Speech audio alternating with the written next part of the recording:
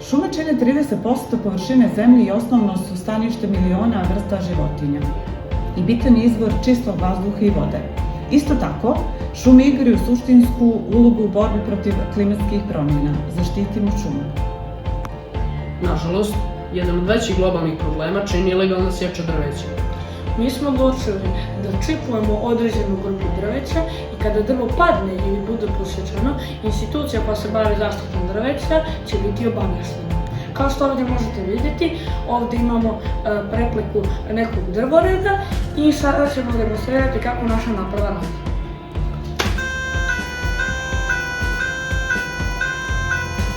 Ovdje možete vidjeti mikrobit i zvučnik koji će određene institucije kako vizuelno, tako i zvučno obavijestiti da je došlo do pada drveta. Zatim će oni da dođu na određeno mjesto pada i ustanovit će da li je drvo palo uslovom ilegalne sječe ili je palo vremenskim nepogodama.